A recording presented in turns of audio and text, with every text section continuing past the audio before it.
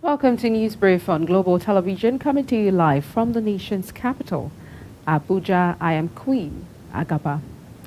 The Federal Road Safety Corps FRSC Corps Marshal Shehu Mohammed has directed the immediate clampdown on the proliferation of fake diplomatic and other unauthorized number plates as seen on some vehicles plying Nigerian roads. Mohammed said this in an interview issued by the Corps Public Education Officer Olusegun Ogunbemide in Abuja, stating that the directive had become necessary in line with his administration's proactive approach towards contributing to enhancing national security. He says these identification number plates were fraudulently produced by suspected criminals as they were neither produced by any of the production plants of the FRSC in the country nor issued by the motor licensing authorities of states. Edo State Governor Monday Okpebholo has announced plans to establish a commission of inquiry to address the protracted land dispute in Oke-Oroma. The decision follows years of tension in the area after the previous administration led by Governor Godwin Obaseki demolished houses in the community, claiming the land belonged to the state. In a statement issued by the governor's chief press secretary, Fred Itwa, Okpebholo met with the community leaders, residents, and victims of the demolished structures in Benin City, the state capital. The government had insisted that the land was sold without proper authorization. In business, President Bola Tinubu has written to the National Assembly seeking approval of a fresh 1.767 trillion naira as a new external borrowing plan in the 2024 Appropriation Act.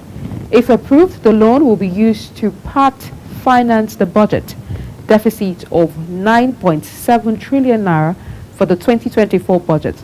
The president's request was read by the speaker during plenary.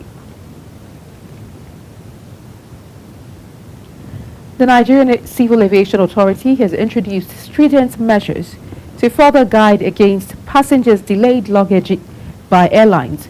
The agency's statistics show that the Air France had the highest number of missing baggage, 2,075 among foreign carriers flying into Nigeria. However, the compliance with the Nigerian Civil Aviation regulations, the regulatory agency is imposing fines of $170 and 10,000 naira on foreign and local airlines respectively for delayed passengers' luggage as a first measure. The agency also says such luggage delayed must be delivered to the affected passengers on international routes within 21 days, while local flights must be delivered within 7 days. On the foreign scene, Canada has increased the permissible work hours for eligible international students during academic terms from 20 to 24 hours per week.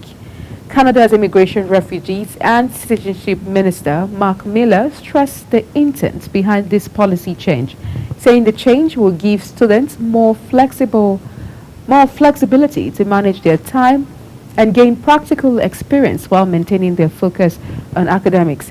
The decision builds on remarks Miller made in October 2022 when he emphasized the importance of work experience for international students.